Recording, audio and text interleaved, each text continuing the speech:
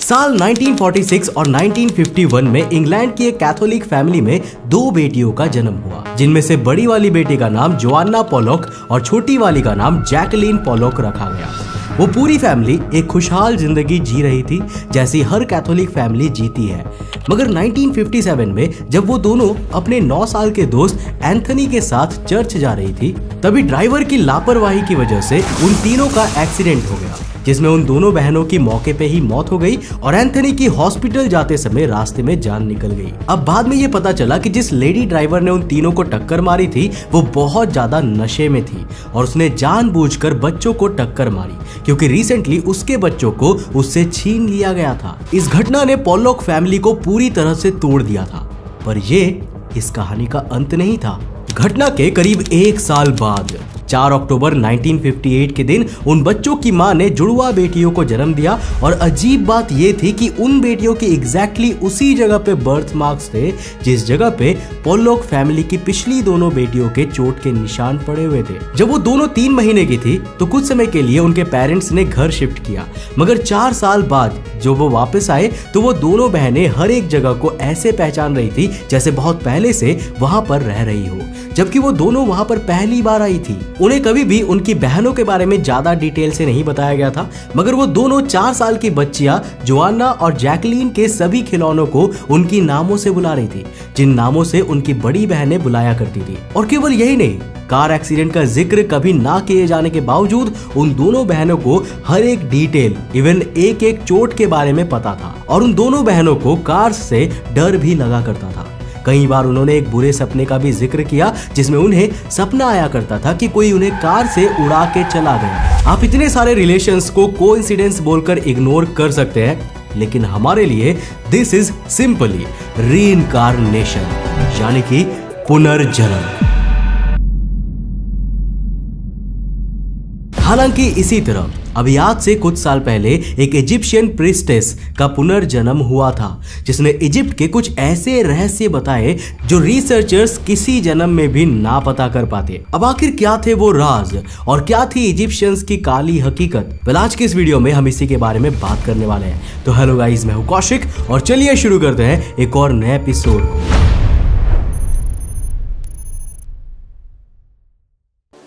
16 जनवरी 1904 के दिन लंदन के एक फेमस टेलर फैमिली में डोरोथी एडी नाम के एक लड़की का जन्म हुआ। माँ बाप के डोरोथी को लेकर बहुत से सपने थे, मगर जब डोरोथी महज 3 साल की थी ना, तभी खेलते खेलते वो सीढ़ियों से नीचे गिर गई। अब आपको लग रहा होगा कि यार अब इस लड़की का भी पुनर्जन्म होगा, मगर नहीं, क्योंकि ये कहानी उन सभी रीइंकार्नेशन स्टोरी से बहुत अलग है। उसकी फैमिली ने डॉक्टर को बुलाया और जब डॉक्टर ने बेड पे पड़ी डोरोथी को एग्जामिन किया तो उसने डोरोथी को डेड डिक्लेयर कर दिया और सब के सब उस रूम को छोड़कर बाहर चले गए। अपनी बेटी को खोने के गम से भरे हुए 1 घंटे बाद जब उसके पेरेंट्स वापिस से कमरे में अपनी बेटी के डेड बॉडी देखने गए तो वो हैरान हो गए, क्योंकि उनकी बॉडी के डेड बॉडी में अचानक से जान आ चुकी थी। वो वहां अपने बिस्तर पर बिल्कुल किसी 3 साल की बच्ची की तरह सीधी और रेस्टलेस पोजीशन में पड़ी हुई थी और एक्टिवली मूवमेंट कर रही थी। अब ये अपने आप में एक चमत्कार था।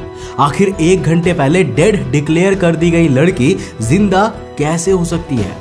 मगर उसके माँ बाप ने इसके बारे में कुछ नहीं सोचा और वापिस से एक साथ खुशी खुशी रहने लगे। लेकिन काश उस दिन उन्होंने इस बारे में सवाल कर लिया होता, क्योंकि आगे जो हुआ ना वो इससे भी ज्यादा हैरत में डाल देने वाला मामला था। साल 1908 में जब डोरोथी के माँ बाप उसे ब्रिटिश म्यूजियम लेके गए तो पूरे म्यूजियम में डोरोथी बिल्कुल नॉर्मल एक्ट कर रही थी, मगर जैसे ही वो लोग इजिप्शियन सेक्शन में पहुंचे डोरोथी का रवैया बदल गया। 4 साल की उम्र में जहां बच्चों को चीजों की समझ भी नहीं होती, वहीं पर डोरोथी सारे आर्टिफैक्ट्स को बड़े सम्मान के साथ देख रही थी, जहां तक कि कुछ मूर्तियों के तो वो पैर तक छूने लगी।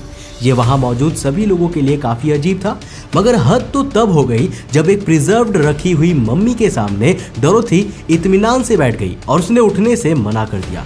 जब उसकी माँ ने उसे जबरदस्ती उठाने की कोशिश की तो डोरोथी चिल्लाने लगी और बोली कि मुझे यहीं छोड़ दो, ये मेरे लोग हैं। और बस उस दिन के बाद डोरोथी का नेचर हमेशा हमेशा के लिए बदल गया। उसे अजीबोगरीब सपने आने लगे, जिसमें वो अपने आप को लाइमस्टोन्स के बीच घिरे गार्डन में देखा करती थी और बीच रात में अचानक उठने के बाद रोने लगती थी। उसके बाद उसके माँ बाप परेशान रहते थे कि आखिर उनकी बेटी इतना अजीब बर्ताव क्यों कर रही है। मगर जागने के बाद डोरोथी अपने माँ बाप से बस यही कहा करती थी कि ये उसका घर नहीं है, बल्कि उसका घर कहीं और है, और जिद करने लगी कि वो उसे वहीं पर छोड़कर आ जाए। अब म्यूजियम से लौटने के कुछ महीने बाद डोरोथी को एंशिएंट इजिप्ट और उससे रिलेटेड कुछ फोटोज मिली, जिन्हें देखते ही वो अपनी माँ के पास गई और उन्हें ढेर सारी बातें बताने लगी, जो किसी 4 साल की बच्चे के लिए बहुत ही अजीब बात था। उसने अपनी माँ को हायरोग्लाइफिक्स की तस्वीरें दिखाई।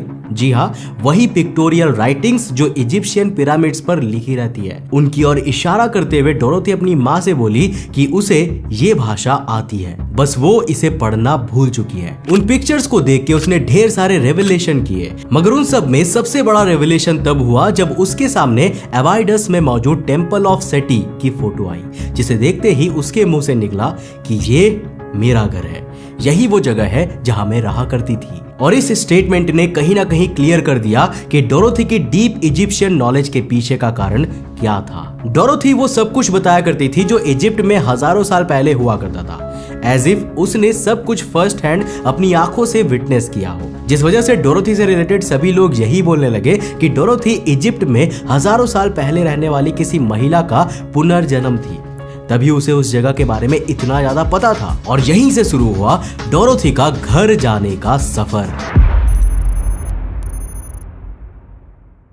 डोरोथी ने अपनी जवानी और बाकी बची जिंदगी इजिप्टोलॉजी पढ़ते हुए निकाल दी, इस मौके की तलाश में कि कब उसे इजिप्ट जाने को मिलेगा, और किस्मत ने उसे मौका भी दिया जब साल 1933 में 29 साल की उम्र में उसने अब्दिल माकवीद नाम के इजिप्शियन आदमी से शादी कर ली और उसके साथ कायरो चली गई। जब उन दोनों को बच्चा होने वाला था ना, तो डोरोथी ने इंसिस्ट किया कि वो अपने बच्चे का नाम सेटी रखेगी। सेटी 19th डायनेस्टी के फेरो थे, जिनके नाम पे वो मंदिर बनाया गया था, जिसे डोरोथी अपना घर क्लेम करती थी। इजिप्ट में एक रिवाज है कि जब भी औरत शादी करके नए घर में आती है ना, तो उसे मायके का नाम छोड़कर ससुराल में एक नया नाम अपनाना होता है। अब इस परंपरा को मानते हुए डोरोथी ने अपना नाम ओम सेटी रखा, जिसका लिटरल ट्रांसलेशन है मदर ऑफ सेटी, यानी कि सेटी की माँ। कायरो आने के बाद डोरोथी की एक नई जिंदगी शुरू हो चुकी थी, जिसके लिए वो बहुत कुछ कर सकती थी, मगर उसकी जिंदगी वैसी नहीं रही जैसी होनी चाहिए थी। उल्टा अब्दिल की उससे शादी एक सेल्फिश मोटिव वाली मैरिज ज्यादा लग रही थी, जिसे करने के पीछे बस डोरोथी की इजिप्ट आने की एस्पिरेशन थी और कुछ भी नहीं।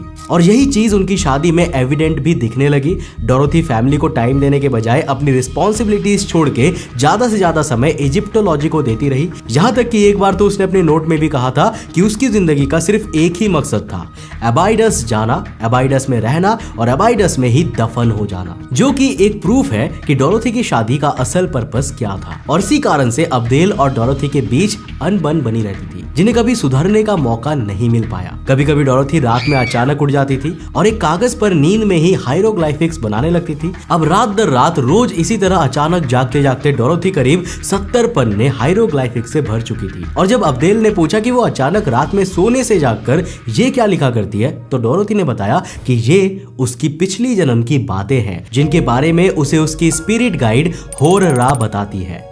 अब्दिल की पूरी फैमिली के लिए ये सारे इंसिडेंट्स किसी पैरानॉर्मल एक्टिविटी से कम नहीं थे, मगर आखिर में सब्र का बांध तो तब टूट गया जब एक दिन अब्दिल के पिताजी चिल्लाते हुए घर से बाहर निकले और बोले कि उन्होंने एक फेरो को ओम सेटी के बेड के पास बैठे हुए देखा था।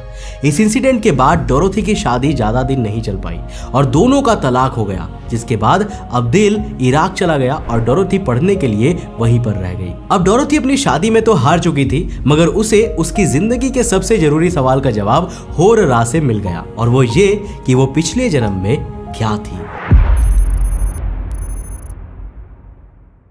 तो नींद में लिखी गई राइटिंग्स के हिसाब से आज से हजारों साल पहले ओम सेटी एंशिएंट इजिप्ट में एक प्रीस्टेस यानी कि पुजारिन की तरह कोम एल सुल्तान के मंदिर में पाली गई थी और उसका नाम था बेंट्रीशाइट। एक प्रीस्टेस होने के नाते उसने आजीवन ब्रह्मचारी रहने की कसम खाई थी, मगर इसी कसम ने उसकी जान ले ली। जब बेंट्रीशाइट 14 साल की थी, तब उस साम्राज्य के फेरो सेटी उसके साथ प्यार में पड़ गए थे और इसी उम्र में उसके साथ शारीरिक संबंध बना लिया था। नाउ अनफॉर्चुनेटली 14 की उम्र में ही बैंट्रीशाइट सेटी से प्रेग्नेंट हो गई। अब चूंकि बैंट्रीशाइट ने आजीवन कुंवारी रहने की कसम खाई थी और कहीं उसके प्रेग्नेंट होने की खबर से सेटी बदनाम ना हो जाए, इसके लिए उन्हें सेटी के सम्मान के खातिर आत्महत्या करनी पड़ी। अब इस खबर ने सेटी को अंदर तक हिलाकर रख दिया और उसने कसम खाई कि वो वापस से बैंट्रीशाइट के साथ होकर रहेगा। उस दिन के बाद सेटी हर रात बैंट्रीशाइट के ब्यूरियल के पास आते थे, जैसे रोज वो बैंट्रीशाइट की आत्मा से रोमांटिक मुलाकात करने आते हो। सेटी बैंट्रीशाइट के पास आके बोला करते थे कि जब वो मर जाएंगे तब वो अमेंटेट में बैंट्रीशाइट से शादी करेंगे। अमेंटेट का मतलब होता है इजिप्शियन माइथोलॉजी का स्वर्ग। और इसी मोहब्बत की याद में डोरोथी ने अपनी पूरी जिंदगी खुशी से काट ली, क्योंकि उसे अपनी हजारों साल पुरानी खोज का फल मिल चुका था।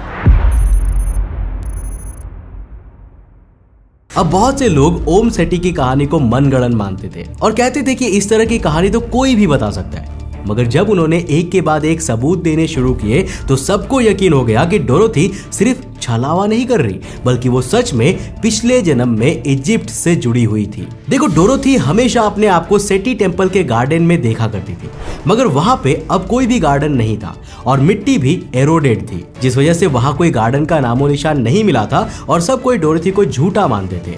अब अपने ऊपर लगे इस इल्जाम को काउंटर करते हुए डोरोथी ने एक लैंड प्लॉट दिखाया और ये तक बता दिया कि वहां कौन से पेड़ लगे थे। नाउ शॉकिंगली जब एक्सकेवेशन हुआ तो ठीक उसी जगह पर सैकड़ों साल पहले गार्डन होने के सबूत मिले और एग्जैक्टली उन पेड़ों के भी जिनका जिक्र डोरोथी ने किया था। डोरोथी उन इलाकों के कनाल रूट्स बता दिया करती थी जहां कोई कभी गया भी नहीं होगा। और उसे ये सब कैसे पता था? इसका सिर्फ यही एक्सप्लेनेशन था कि उसने अपनी एक पूरी जिंदगी उन इलाकों में बिताई थी। अब इसी एक्स्ट्रा ऑर्डिनरी काम को देखते हुए साल 1956 में डोरोथी पूरे इतिहास में अबाइडेस के एंटीक्विटीज डिपार्टमेंट में काम करने वाली पहली महिला बनी। और इस पोस्ट के बाद तो वो उस मंदिर में ही रहने और सोने लगी, जैसे कि वो उसे अपना घर मान चुकी थी। अब उसने आर्कियोलॉजिस्ट को मंदिर के उत्तरी हिस्से में मौजूद एक सीक्रेट टनल से भी रूबरू करवाया था, जिसके बारे में दशकों तक कोई भी नहीं जान पाया था। वो मंदिर के नीचे मौजूद एक खुफिया लाइब्रेरी के बारे में बताया करती थी, जिसमें कभी ना देखे गए रहस्यमयी ग्रंथ और हिस्टोरिकल डॉक्यूमेंट्स के होने की बात भी कही गई थी। मगर आज तक उस लाइब्रेरी को खोजने के लिए कोई भी एक्सकेवेशन नहीं किया गया। डोरोथी ने बोला था कि नेफरतिती का टॉम्ब तूतनखामन के टॉम्ब के काफी पास मौजूद है, जिस पर शुरुआत में लोगों ने यकीन तक नहीं किया, क्योंकि ऐसा माना गया था कि वैली ऑफ द किंग्स यानी वही जगह जहां तूतनखामन का टॉम्ब पाया गया था, वहां पे और कोई भी कब्र या फिर ताबूत मौजूद नहीं है। मगर 1976 में की गई सोनार रीडिंग्स के हिसाब से उस एरिया में 2 एनोमलीज पाई गई थी, जो लेटर ऑन सच में किसी टॉम्ब की निशानी की तरह सामने आई थी। और केवल यही नहीं, स्फिंक्स के पास एक बड़ा सा हॉल ऑफ रिकॉर्ड्स है, ये भी डोरोथी ने अपने रेवलेशंस में कहा था, मगर उस पे भी कभी इत्मीनान से फर्दर रिसर्च नहीं हो पाई। अब ऐसे ही ढेर सारी डिस्कवरीज करते हुए 21 अप्रैल 1981 के दिन डोरोथी एडी की मौत हो गई। मगर उन्होंने अपनी जिंदगी में हमें जिस लेवल की प्रीसियस इनसाइट्स दी थी, वो सच में एक्सट्रीमली वैल्यूएबल है। बहुत से लोग कहते हैं कि डोरोथी रेइनकार्नेशन का केस है, तो बहुत से लोग उसे 3 साल की उम्र में स्टेयर फॉल के बाद होने वाली किसी साइकोलॉजिकल बीमारी का नतीजा भी मानते हैं। पर आपके हिसाब से इस पूरी घटना की सच्चाई क्या थी? हमें नीचे कमेंट सेक्शन में लिखकर जरूर बताना। और क्या आप पुनर्जीवन की ऐसी और भी स्टोरीज को जानना चाहोगे? और क्या आप इस पर बिलीव करते हो या नहीं? नीचे कमेंट सेक्शन में लिखकर जरूर बताना।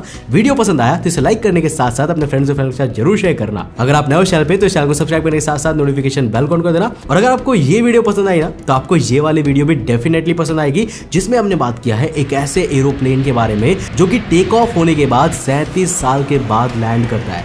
अब आखिर ये एरोप्लेन 37 साल तक कहाँ गायब था? पर आखिर इस पूरे घटना की सच्चाई क्या थी? क्या ये वाकई में हुआ था या फिर ये केवल एक झूठ है? यहाँ पर टैप करो और जाकर देखो, बहुत ही इंटरेस्टिंग वीडियो है। मैं मिलता हूँ आपको नेक्स्ट एपिसोड के साथ, तब तक के लिए बाय, जय हिंद।